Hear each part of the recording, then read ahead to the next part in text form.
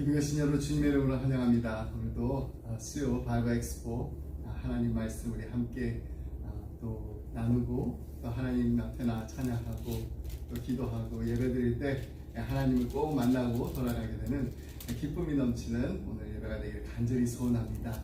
자, 우리 조용히 기도하면서 하나님 앞으로 나아가겠습니다. 사랑하는 풍성하신 하나님 아버지 감사합니다. 오늘도 하나님 앞에 나서 예배드립니다. 하나님, 거룩하신 하나님을 아바 아버지라 부르며 예배드릴 수 있도록 하나님 자녀 삼아주시며 감사드립니다. 오늘도 하나님의 사랑하는 자녀들이 하나님 앞에 나와서 예배드릴 때 하늘의 풍성한 것으로 채워주시기를 간절히 바라곤 합니다. 제 안에 주님께서만 주실 수 있는 참 평안과 안식과 기쁨이 넘치게 하여 주시옵소서. 이 시간 하나님 앞에 예배드리면서 하나님을 만나게 되는 기쁨이 넘치는 수요 바이블 엑스포 시간이 되기를 간절히 원합니다. 성령 하나님께서 저희들의 마음과 생각과 모든 것을 주장하셔서 온전히 전심을 다해서 하나님 앞에 예배드리게 하여 주옵소서. 감사드리며 이 모든 말씀 예수의 이름으로 기도드립니다. 아멘. 우리 찬송가 430장 주와 같이 길 가는 거 전하겠습니다.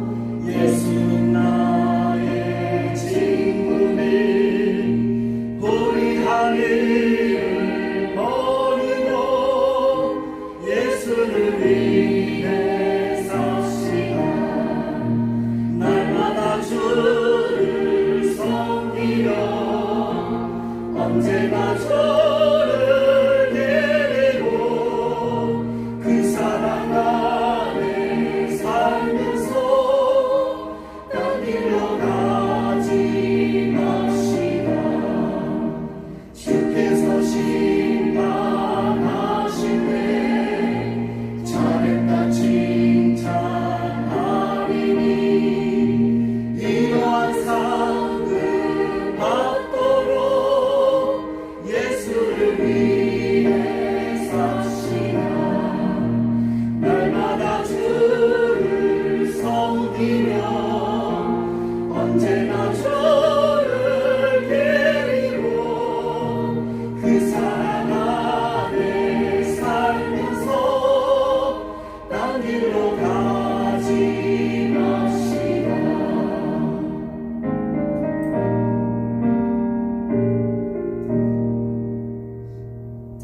네, 오늘 함께 나눈 말씀은 사도행전 14장 8절로 18절 말씀입니다.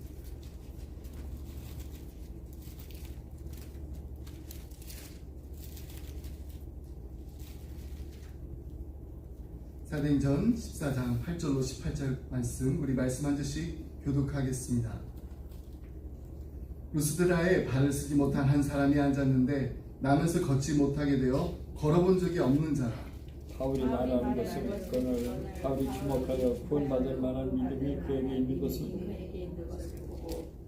큰 소리로 이르되 내 말로 바로 일어서라 하니 그 사람이 일어나 걷는지라. 우리가 바울이 한 일을 보고 누가 오늘 방 안으로 소리질러 이르되 신들이 사람의 형상으로 우리 가운데 내려오셨다. 바나바는 제우스라 하고 바울은 그 중에 말하는 자이므로 헤르메스라 하더라. 신의 제우스 신당의 제사장이 소와 관계를 가지고 해문 앞에 와서 우리와 함께 제사하고자 두 사도 바나바와 바울이 듣고 옷을 찢고 무리 가운데 뛰어 들어가서 소리질러 이르되 여러분이 어찌하여 이러한 일을 하느냐. 우리도 여러분과 같은 성경을 가진 사람 여러분에게 복음을 전하는 것은 이런 헛된 말을 버리고 천지와 바다와 그 가운데 만물을 지으시고 살아계신 하나님께로 돌아오게 합니다. 하나님이 지나간 세대에는 모든 민족으로 자기들의 길들을 가게 방임하셨으나 그러나 자기를 충만하게 하신 것이 아니고 곧 여러분에게 하늘로부터 비를 내리시며 별실기를 주시는 선한 일을 하사 음식과 기쁨으로 여러분의 마음이 만족하게 하시느니라. 함께 했습니다. 이렇게 말하여 겨우 무리를 말려 자기들에게 제사를 못하게 하니라. 아멘. 우리 지난 주에 사도행전 3장에 나오는 나면서 걷지 못한 자를 일으켜 세운 사건과 또 루스드라에서 일어난 기적에 대해서 말씀 나눴습니다. 이 사도행전 3장에 일어난 이 기적의 장소는 예루살렘 한복판이었습니다. 예루살렘에서의 이 기적이 하나님의 임재가 본격적으로 임하고 여기에 하나님의 나라가 임할 것이라는 신호로서 나타난 것이라면은 루스드라의 이 기적은요, 이제 유대 땅뿐만 아니라 이방 땅에도 하나님의 임재와 통치가 본격적으로 시작되었음을 뜻한다고 말씀드렸습니다. 그리고 그것을 드러내기 위해서 이제 사도행전 3장에 나오는 그 기적과 매우 유사한 그 사건이 나타난 것이라고 지난주 강의에서 나눴는데요. 유대 땅 예루살렘과 같이 이방 땅 루스드라에서도 나면서 걷지 못하게 된 한 사람을 일으키는 기적이 나타났습니다. 이 기적이 갖는 이 첫 번째 의미는요, 바나바와 바울이 전하는 그 말씀이 그들의 철학이나 어떤 또 개인적인 사상이 아니라 하나님께서 그들에게 주신 하나님의 그 권위가 있는 말씀이라는 표지입니다. 단순히 걷지 못하는 자가 일어났다는 이 기적과 이 표적에만 초점을 맞출 것이 아니라 하나님께서 이들에게 주신 이 말씀이라는 표지로 표적과 기사가 나타난다는 것에 우리는 초점을 맞춰야 됩니다. 선천성 하반신 마비자가 하나님의 말씀을 경청했을 때 그게 무슨 일이 벌어졌나요? 9절로 10절 말씀입니다. 바울이 말하는 것을 듣거늘 바울이 주목하여 구원받을 만한 믿음이 그에게 있는 것을 보고 큰 소리로 이르되 내 발로 바로 일어서라 하니 그 사람이 일어나 걷는지라. 헬라 원문에 보면은 이 들었다 동사가 미완료형이라고 말씀드렸습니다. 그 하반신 그 마비자가 하나님의 말씀을 그냥 잠깐 이렇게 듣거나 또 건성을 이렇게 들은 게 아니라 정말 처음부터 끝까지 온 마음을 집중해서 경청했다는 말입니다. 바울은 하나님의 말씀을 전하면서 자신의 설교를 듣기 위해서 모여든 그 많은 사람들이 있었어요. 그 중에서 이 하반신 마비자를 주목하였습니다. 그리고 그에게 구원받을 만한 믿음이 있음을 보았습니다. 그리고 바울은 그 하반신 마비자를 향하여서 큰 소리로 명합니다. 내 발로 바로 일어서라. 그 즉시 태어난 이래로 단 한 번도 일어서 본 적이 없었던 이 하반신 마비자가 벌떡 일어나 걷게 된 것입니다. 바울은요 로마서 10장 17절 말씀을 통해서 이렇게 증언하였습니다. 그러므로 믿음은 들음에서 나며 들음은 그리스도의 말씀으로 말미암느니라. 믿음은요 주님의 말씀을 들음으로부터 시작된다는 것입니다. 여기에서 들음 역시 그냥 귀로만 듣는 것이 아니라 말씀을 먹는다는 것을 뜻하는 것입니다. 말씀을 우리가 먹어야지 그 말씀이 우리를 지배할 수 있고 우리 자신에 대한 그 말씀의 지배가 믿음의 출발점이 되기 때문입니다. 여러분 우리 말씀을 정말로 날마다 묵상하면서 읽어야 됩니다. 하나님의 말씀을 계속해서 듣게 되면 그 말씀으로 말미암아 우리의 믿음의 성장이 분명히 오게 될 것입니다. 두 번째로 예루살렘에서뿐만 아니라 이제 어디서요? 이방 땅에서 이 복음이 선포되기 시작한 상징적인 장소인 이 루스드라에서 기적이 나타났다는 것은요 하나님 나라의 이 복음과 진리 그리고 하나님의 통치가 이제 유대 땅을 넘어서 이방 땅에도 임하게 됐다는 것을 표지하는 것입니다. 10절로 12절 말씀 함께 보겠습니다. 큰 소리로 이르되 내 발로 바로 일어서라 하니 그 사람이 일어나 걷는지라. 무리가 바울이 한 일을 보고 루가오니아 방언으로 소리질러 이르되 신들이 사람의 형상으로 우리 가운데 내려오셨다 하며 바나바는 제우스라 하고 바울은 그 중에 말하는 자임으로 헤르메스라 하더라. 자, 한 번도 걸어본 적이 없는 자가 이제 걷기도 하고 뛰기도 합니다. 이 광경을 목도한 루스드라 사람들은 이 바나바와 바울이 신이라고 신으로 이렇게 추대합니다. 그들이 바울을 가리켜서 헤르메스라고 불렀습니다. 헤르메스는요 이 헬라 신화에 나오는 12신 가운데 가장 큰 주신 이 제우스의 메신저 전령입니다. 이 대변자 역할을 한다고 해서 당시 사람들이 믿었던 신이었습니다. 바울이 설교하고 또 선천성 하반신 마비자에게 바로 일어나 걸으라고 이렇게 명령을 하니까 루스드라 사람들은 이 사람이 헤르메스이구나 이게 분명하다라고 믿기 시작합니다. 근데 여기서 우리 한 가지 우리의 주목을 끄는 것이 있습니다. 여러분 루스드라 사람들이요 바나바를 가리켜서 제우스라고 불렀다는 것입니다. 바울은 헤르메스. 근데 생각해 보세요. 바나바가 한 일이 뭐가 있나요? 아무것도 없습니다. 하나님의 말씀 전하고 또 하나님의 말씀으로 선천성 하반신 마비자를 일으킨 사람은 사도 바울이었습니다. 바나바는 단지 그냥 바울 일행으로 그 현장에 같이 있었어요. 그런데도 사람들은 바울을 제쳐놓고 바나바를 제우스라고 부릅니다. 다음 전에 말씀드렸던 것처럼 이 제우스는요 헬라 신들 중에서 가장 큰 주신입니다. 그래서 헬라 신화를 다루는 그림이나 영화 이렇게 보게 되면 제우스는 이렇게 항상 가장 이 멋진 모습으로 등장합니다.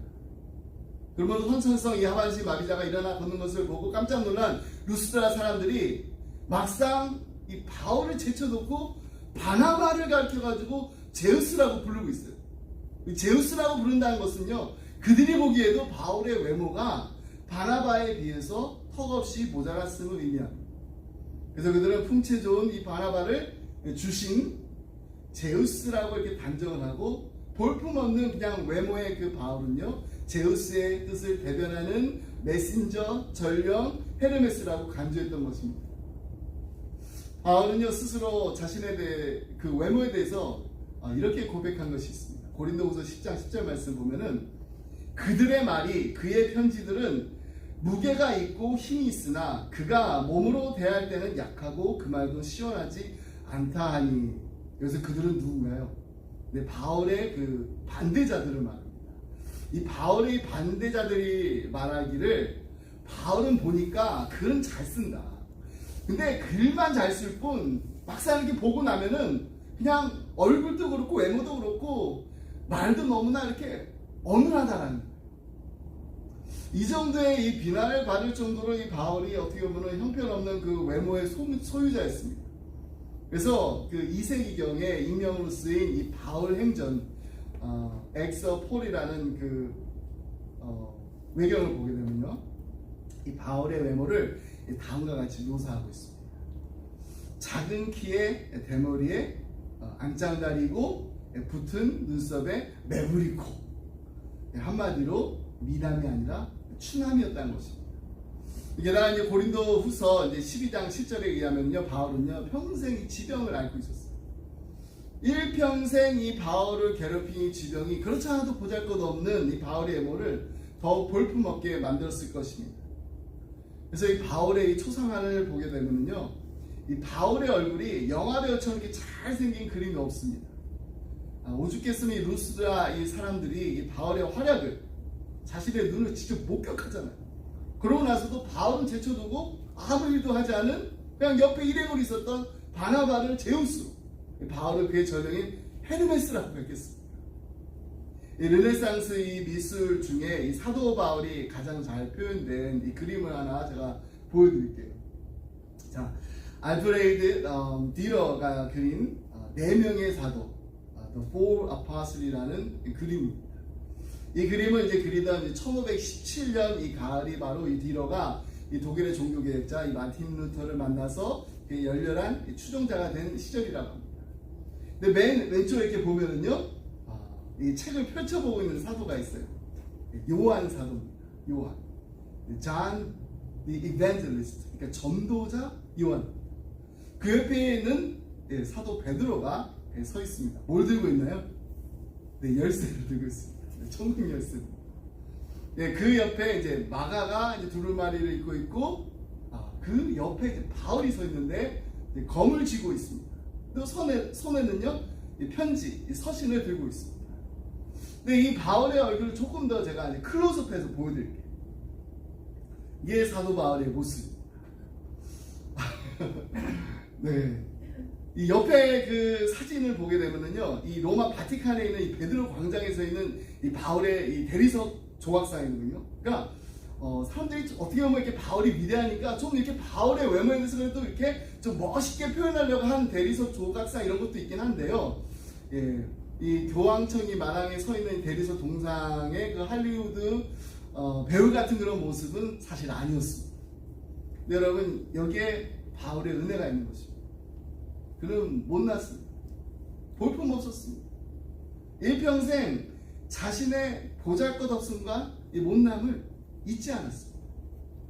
그래서 바울은요, 자신의 약함에 대해서 이렇게 고백하며 또 자랑까지 합니다.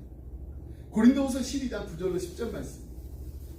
나에게 이르시기를 내 은혜가 내게 족하다.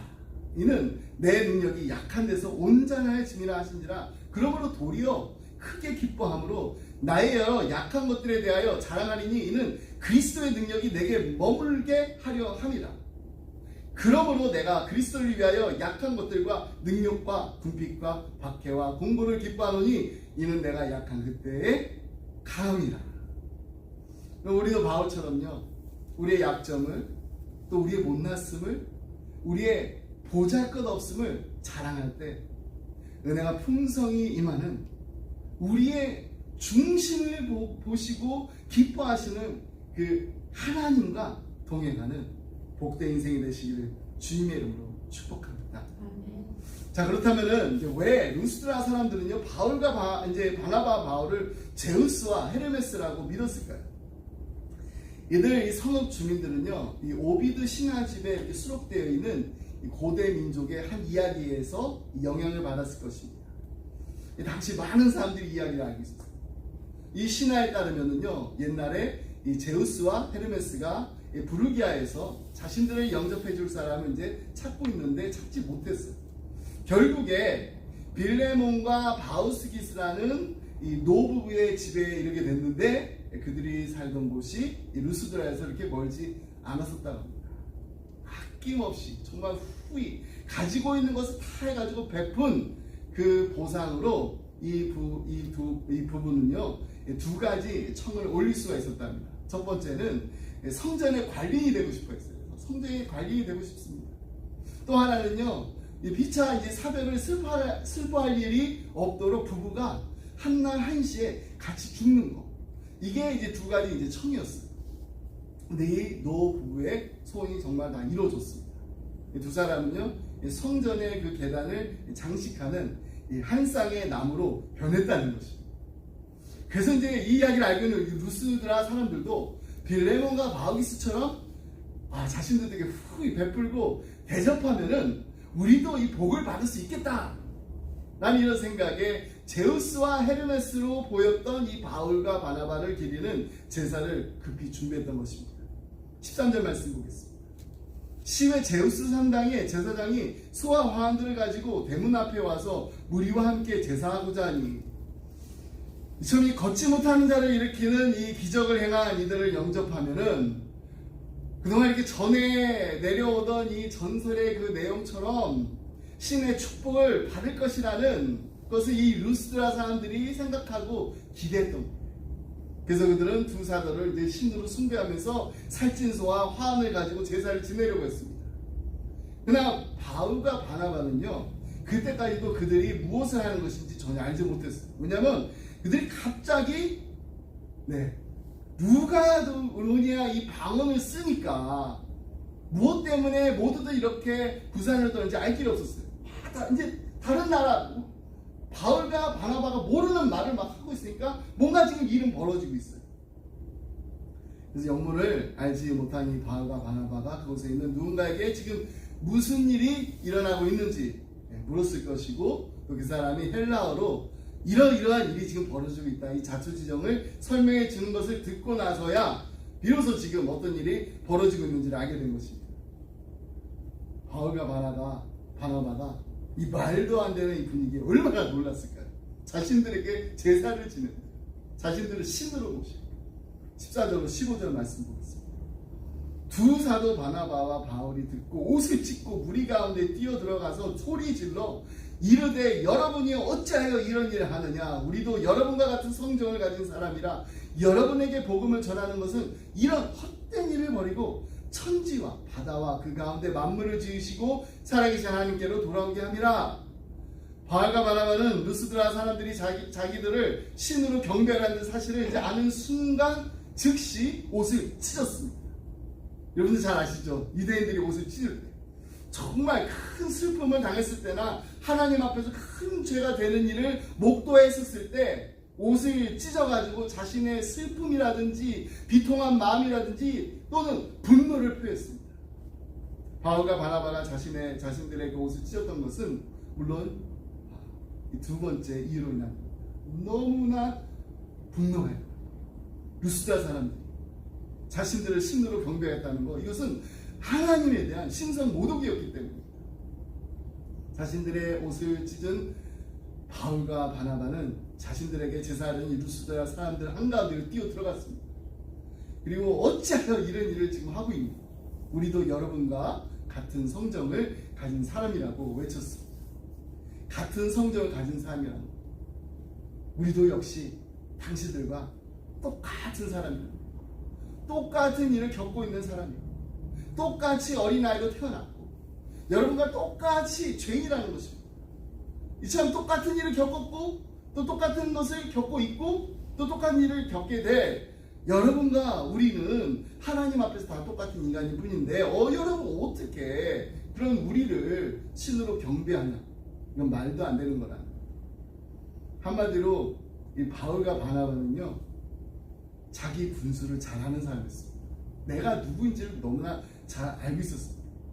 선천적으로 다리를 못 쓰는 사람에게 네 발로 바로 일어서라 이 명령한 것은요, 분명히 바울이었어요.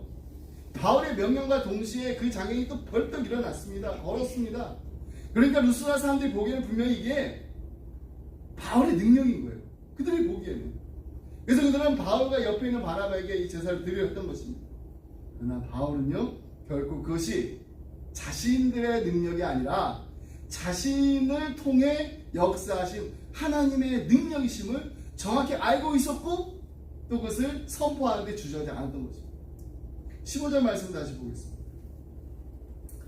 이르되 여러분이요 어찌하여 이런 일을 하느냐. 우리도 여러분과 같은 성정을 가진 사람이라 여러분에게 복음을 전하는 것은 이런 헛된 일을 버리고 천지와 바다와 그 가운데 만물을 지으시고 살아계신 하나님께로 돌아오게 함이라. 바울은 자신이 복음을 전하니 까닭은 이런 헛된 일을 버리고 천지 만물을 창조하신 하나님께로 돌아오게 하기 위함이라고 분명히 밝힙니다. 여기서 버리라고 말한 이 헛된 일, 무엇을 말하는 것일까요? 언뜻 보면요, 바울이 자신을 그리스도의 신화에 나오는 헤르메스로, 또 바나바는 제우스로 경배하는 이 루스드라 사람들에게 우리도 여러분들과 같은 성적을 가진 사람이라고 외쳤으므로 이런 헛된 일을 버리라. 이것은요, 허황된 그리스 신화를 믿는다거나 사람이 사람을 숭배하는 이런 헛된 일을 버리라는 의미로 볼 수가 있습니다. 물론 그것이 바울이 한 말의 1차적인 의미이기도 합니다. 그러나 바울의 말은요, 그보다 더 심오한 의미를 지니고 있습니다. 바울은 루스드라 사람들에게 천지 만물을 창조하신 살아계신 하나님에 대해서 이렇게 증언합니다. 16절 말씀입니다. 하나님이 지나간 세대에는 모든 민족으로 자기들의 길들을 가게 방임하셨으나 하나님께서는 하나님의 말씀이 전해지기 전까지는 모든 인간이 자기 판단을 쫓아 사는 것을 그냥 방임하셨다는 거예요. 여기서 방임하셨다라고 이 번역된 헬라 언어는 그냥 묵인했다, 용납했다, 허용했다라는 뜻입니다. 그렇다고 해서 우리가 이것을 또 오해하면 안 됩니다. 이것은 하나님의 말씀을 알지 못하는 인간의 모든 죄를 하나님이 그냥 무조건 다 봐주시고 무조건 다 용납해 주시고 무조건 다 허용하신다는 의미는 아닙니다. 하나님의 말씀이 전해지기까지 하나님을 알지 못하는 사람들에 대한 하나님의 심판을 잠시 보류하셨다는 거예요. 계속해서 17절 말씀입니다. 그러나 자기를 증언하지 아니하신 것이 아니니 곧 여러분에게 하늘로부터 비를 내리시며 결실기를 주시는 선한 일을 하사 음식과 기쁨으로 여러분의 마음에 만족하게 하셨느니라 하고, 하나님의 특별 계신 하나님의 그 말씀이 전해지기 전이라고 해서 하나님께서 사람들에게 당신을 절대로 계시하지 않으셨다는 것은 또 아니라는 거예요.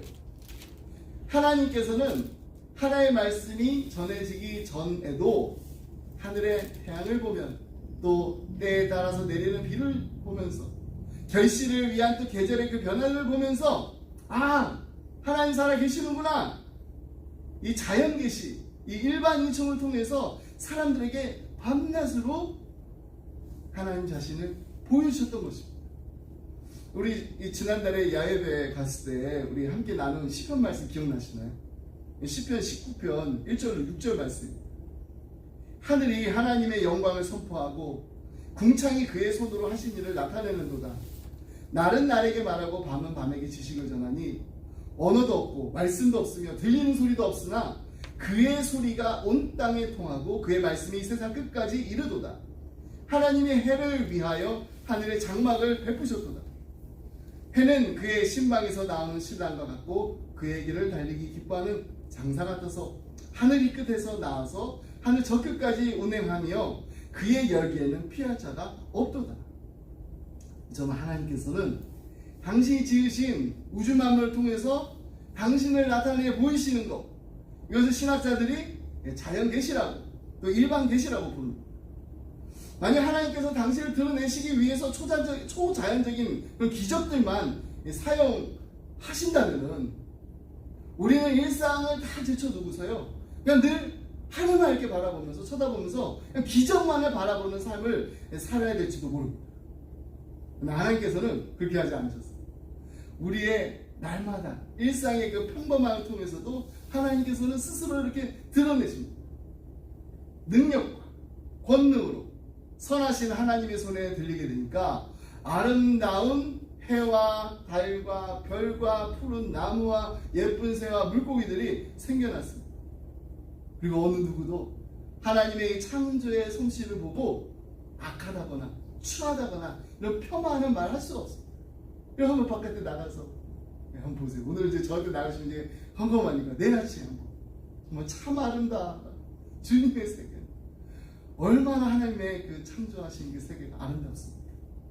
하나님의 선하신 창조 솜씨를 통해 만들어진 자연의 그 참 모습을 보면 볼수록 감탄과 놀라움을 금치 못하게 됩니다.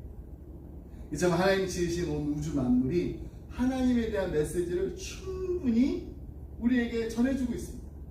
그냥 단순히 말하고 있는 것이 아니라 하나님의 풍성한 메시지를 쏟아내고 있습니다. 근데 이 놀라운 메시지를 우리 인생에 그냥 한 번, 두 번만 들려주시는 게 아니라 날마다 우리에게 말없는 계시로 들려주고 계신다는 겁니다. 그런데요, 사람들은 아침마다 해가 떠오르게 하시고 때에 따라서 비를 내리시고 또 계절의 그 변화를 이끄시는 분이 하나님이심을 알지 못합니다. 왜냐하면 하나님은 인간의 눈에 보이지 않으시는 분이기 때문에. 어리석은 인간들은요, 하나님께서 눈에 보이지 않는 분이심을 알지 못했습니다. 그래서 인간은 눈에 보이는 것 신으로 섬기고 경배했어요. 태양이나 나무,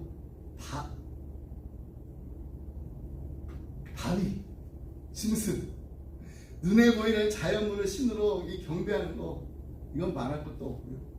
2000년 전에 이 지중해 그 세계의 그 사람들은요, 그들이 믿었던 이 헬라 신화 속에 나오는 이 12신 모두가 다 인간의 그 형상을 지니고 있습니다. 그러니까 눈에 보일 수 있는 그런 신을 믿었던 겁니다. 이것이 루스드라 사람들이 선천성 하반신 마비자가 일어나 걷는 것을 보고 바나바와 바울을 가리켜 제우스와 헤르메스라고 부르면서 그들에게 제사를 지내려 한 이유였던 것입니다.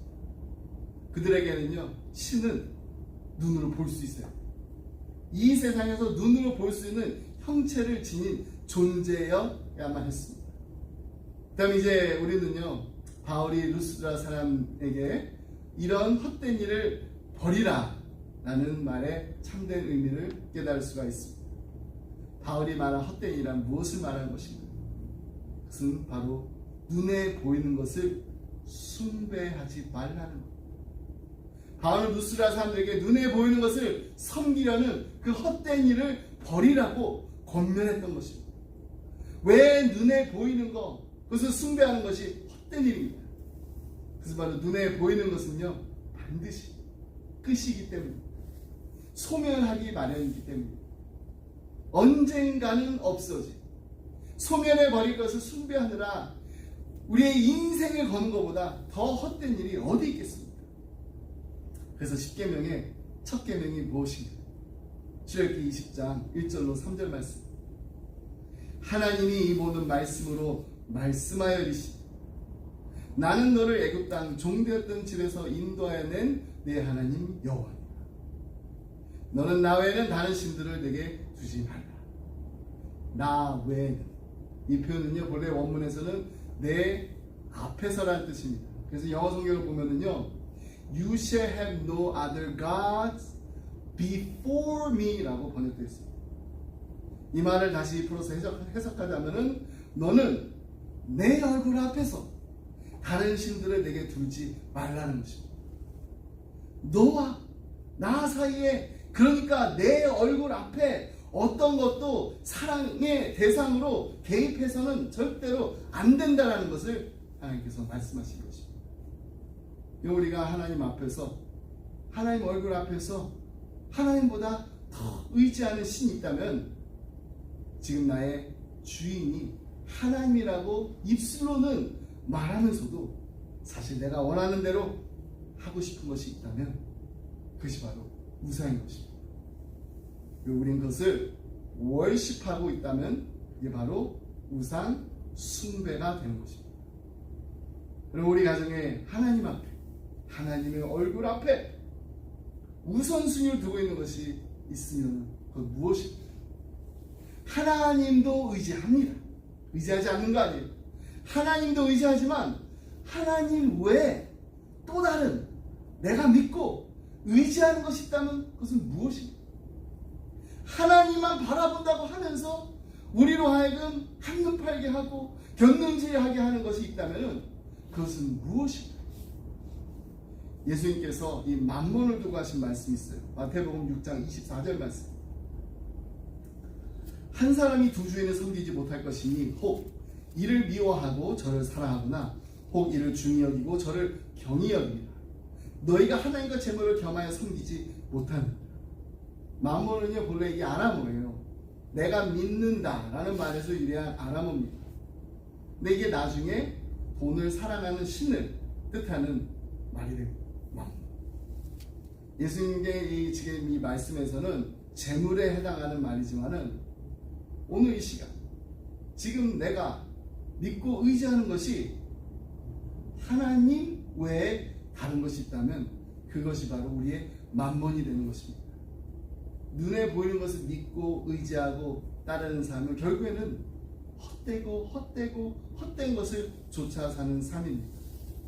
비록 우리의 눈에 보이지는 않지만은 우리의 삶을 주관하시고 온 우주 만물을 창조하시고 다스리시는 살아계신 하나님, 역사하신 하나님, 그리고 우리의 모든 것을 다 알고 계실 뿐만 아니라 우리와 영원토록 함께 하시기를 기뻐하시는 그 하나님과 동행하는 기쁨이 넘치는 기쁨의 가정들이 다 되시기를 주님의 이름으로 축복합니다. 말씀 맺습니다. 옛날 한 농부가 있었어요. 그는 매일 아침 일찍 일어나가지고 밭을 가꾸고 집에 돌아와서는 저녁까지 일을 했다 합니다. 근데 그의 밭 한쪽에 보면은 이렇게 큰 십자가가 이렇게 세워져 있었다고 해요. 마을 사람들이 왜 그런 곳에 십자가가 있는지 궁금했어요. 그래서 어느 날 이제 이 마을 사람들이 목사님께 부탁해가지고 목사님하고 가서 좀 물어봐 달라고. 그래서 목사님이 그 농부를 찾아갔습니다. 그래서 그 십자가의 의미가 무엇인지 이렇게 물었더니 농부가 이렇게 대답했다 합니다. 저는 젊은 시절에 정말 힘들었습니다. 너무 불행했어요. 가족도 잃고 집도 잃고 희망마저 잃었습니다. 근데 어느 날 저는 한 교회에 들어가게 됐어요. 근데 그거에서 예수님의 십자가에 대해서 처음 들었고 그분이 내 죄를 위해서 죽으셨다는 사실을 알게 됐습니다. 그 순간 저는 모든 것을 다 잃었지만은 십자가를 통해서 모든 것을 다 얻었다라고 느꼈습니다. 그래서 제가 가장 소중히 여기는 이 밭에 십자가를 세워 놓았습니다. 매일 그것을 보면서 저는 예수님께 감사하고 그분이 제 삶의 주인이심을 기억하려고 합니다. 그렇습니다. 십자가는요 그냥 단순한 나무 조각이 아닙니다. 한 사람의 삶을 완전히 변화시킨 믿음의 상징입니다. 십자가는 그냥 단순한 어떤 종교적인 상징이 아닙니다.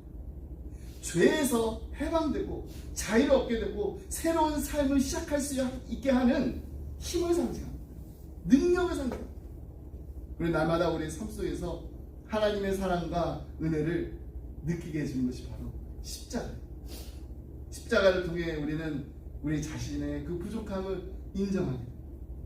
또 그럼에도 불구하고 이렇게 부족하고 보잘것없고 연약한 우리 자신이 우리 자신을 보더라도 너무나도 형편없는데 그런 우리를 끝까지 사랑하시는 하나님을 만나게 하는 것이 바로 십자가입니다. 그래서 우리는 하나님께 감사할 수가 있습니다. 이 귀한 십자가의 은혜를 이제 우리 입술로 전할 뿐만 아니라 우리의 삶으로 나누는 기쁨의 성도들이 다 되시기를 주님의 이름으로 축복합니다.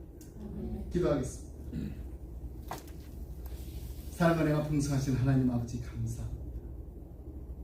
우리를 구원하시려고 하나밖에 없는 독생자 예수 그리스도를 우리를 위해 십자가에 못 박혀 달려 돌아가게 하신 그 크신 하나님 아버지 사랑에 감사합니다.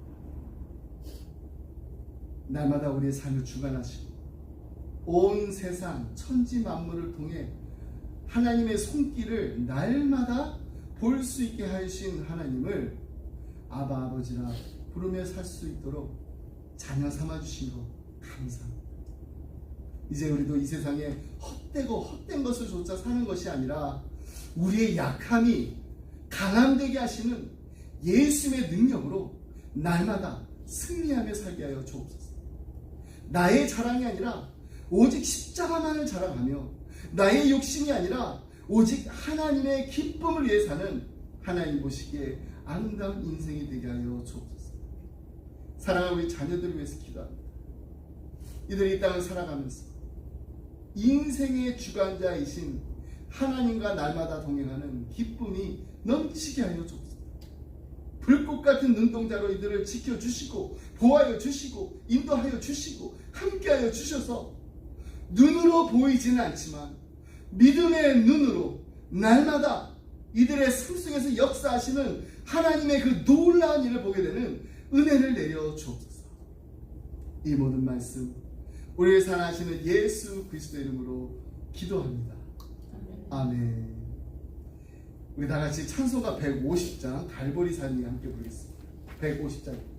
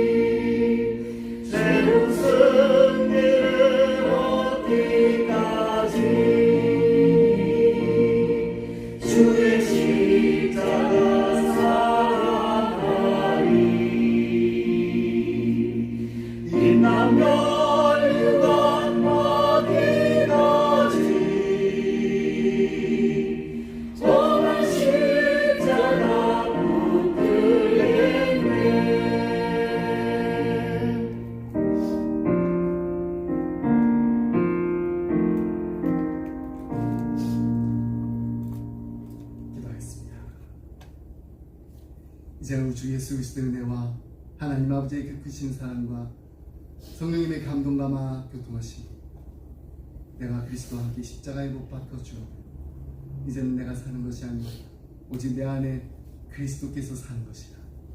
이제 내가 육체 가운데 사는 것은 나를 사랑하사 나를 위하여 자기 몸을 버리신 하나님의 아들을 믿는 믿음 안에 사는 것이라. 날마다 십자가의 은혜에 감사하며 이 고백을 하며 살기를 간절히 원하는 사랑하는 성도님들과 가정과 세우게 주님의 몸된 교회가 지금부터 영원토록 함께 하시길 간절히 축원하옵나이다. 아멘.